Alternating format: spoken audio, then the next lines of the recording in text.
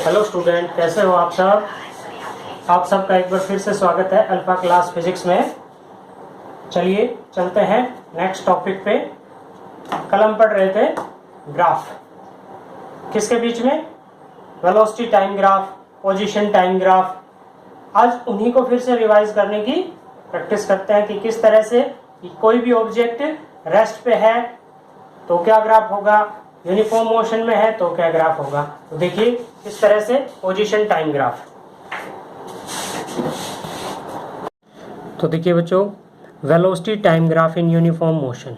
Velocity time graph in uniform motion क्या होता है कि कब कोई भी ऑब्जेक्ट यूनिफॉर्म वेलोसिटी से मूव कर रहा है। यूनिफॉर्म वेलोसिटी के बारे में हम पढ़ चुके हैं। यूनिफॉर्म वेलोसिटी क्या होती है? When an object travel equal distance in equal interval of time. Equal distance travel करे in equal interval of time means यानी कि ये हमने ले लिया ओरिजिन और वाई एक्सिस ऊपर की तरफ कोई ऑब्जेक्ट वी वेलोसिटी से मूव कर रहा है। ये ओ से ए वी वेलोसिटी है। तो किसी भी टाइम पे हम चाहे इस पॉइंट पे आ जाए या इस पॉइंट पे, हर पॉइंट पे इसकी वेलोसिटी जो है वो इक्वल रहेगी। It means C1 is equal to D1 is equal to OA। इसकी जो वेलोसिटी है वो V रहेगी अलोंग स्ट्रेट लाइन। ठीक है, तो यहाँ से V वेलोसिटी हमने ली। अच्छा, ये जो है टाइम O से C1, C1 से D1, O से C1 टाइम ले लिया हमने T1। ये जो है T1 टाइम कंसिडर कर लिया। O से D1 कितना टाइम ले लिया? T2। इट मीन्स यहाँ से यहाँ तक का D2 टाइम। तो ये कितना बच गया अपने पास? T1 minus T2। तो डिस्प्लेसमेंट किसके इक्वल होता है? डिस्प्लेसमेंट होता है वेलोसिटी इनटू टाइम। तो देखिए वेलोसिटी क्या है अपने पास? OA। It means C1। Time क्या आ गया अपने पास? C1D। तो इस रेक्टेंगल के अंदर देखिए आप C1 D1D। तो ये क्या है आपके पास? वेलोसिटी। ये क्या है आपके पास? टाइम। डिस्प्लेसमेंट क्या होगा? Velocity into time. और रेक्टेंगल के अंदर क्या है? ये लेंथ और ये क्या है आपकी? ब्रेथ। लेंथ इनटू ब्रेथ क्या होता है? एरिया। तो इट मीन्स डिस्प्लेसमेंट किसके इक्वल आ गया? Uniform velocity into time. It means area of C1 D1। तो एरिया किसके ये डिस्प्लेसमेंट किसके इक्वल होगा? आपका area under velocity time graph. तो यहां से अपने पास क्या कंक्लूजन निकला? अपने पास कंक्लूजन निकलता है, क्या रिजल्ट निकलता है कि area under velocity time graph, velocity time graph के अंडर जो एरिया बनता है वो एरिया किसके इक्वल होगा? डिस्प्लेसमेंट के इक्वल। ठीक है, अब चलते हैं कुछ और ग्राफ हैं, जैसे position time graph for a moving object. कल हम इनके बारे में कर रहे थे, फिर भी कुछ बच्चों की प्रॉब्लम आई कि बोर्ड पे दिखाई नहीं दे रहा, तो इसलिए हम आज नोटबुक में इनको करने की प्रैक्टिस करते हैं। If an object is at rest. अब देखिए पहली सिचुएशन आती है आपकी कि ऑब्जेक्ट रेस्ट पे। इट मीन्स जैसे ओरिजिन से मान लो कोई बस है, ये बस स्टैंड है, बस स्टैंड से 5 किलोमीटर डिस्टेंस है और वहाँ पे खड़ी है और 10 मिनट बाद भी वहीं पे खड़ी है, 20 मिनट बाद भी वहीं पे खड़ी है। तो इट मीन्स पोजीशन उसकी चेंज नहीं हो रही है। तो इस तरह का जो ग्राफ होगा वो ग्राफ क्या कह रहा है कि ऑब्जेक्ट एट रेस्ट, जिसमें पोजीशन चेंज नहीं हो रही है, ऑब्जेक्ट रेस्ट पे। अच्छा, if an object is in uniform motion along straight line. It means object equal distance travel कर रहा है इन इक्वल इंटरवल ऑफ टाइम में। ऑब्जेक्ट इक्वल डिस्टेंस ट्रेवल कर रहा है इन इक्वल इंटरवल ऑफ टाइम। जितने रेस्पेक्ट में टाइम इंक्रीज हो रहा है, यानी कि जितने वर्ड के अंदर टाइम इंक्रीज हो रहा है आपका, जैसे मान लो 1 मिनट के अंदर इसने डिस्टेंस ट्रेवल की कितनी?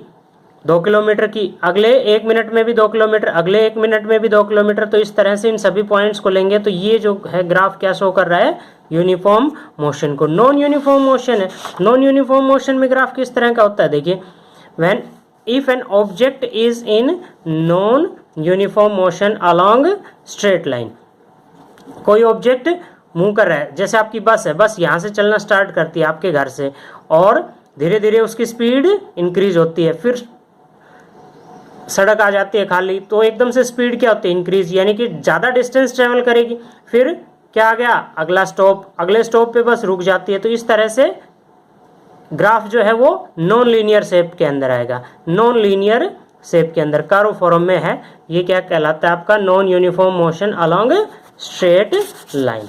ठीक है, अब अगला चलते हैं कि position time graph of a uniform motion in one dimension motion के अंदर ऑब्जेक्ट स्टार्टिंग फ्रॉम ओरिजिन, जैसे किस तरह से है आपका, देखिए यहाँ से चलते हैं,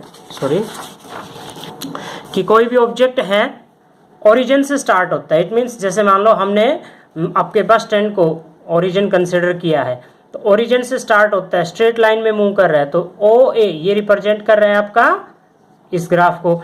अच्छा, ऑब्जेक्ट जो है स्टार्ट करता है लेफ्ट ऑफ ओरिजिन, पीछे से स्टार्ट होता है लेफ्ट साइड में, ये ओरिजिन से लेफ्ट साइड इधर, तो ये बी सी रिप्रेजेंट कर रहा है स्ट्रेट लाइन को। अच्छा, राइट साइड से स्टार्ट होता है तब क्या आपका डी ई रिप्रेजेंट कर रहा है। इन तीनों ग्राफ को अगर एक लाइन में कंसिडर करते हैं तो देखिए ये हम यहाँ से स्टार्ट करते हैं और ये हो गया आपका पहले वाला ग्राफ ओ ए, और लेफ्ट ऑफ ओरिजिन से लेफ्ट से स्टार्ट करते हैं तो ये हो गया आपका बी सी,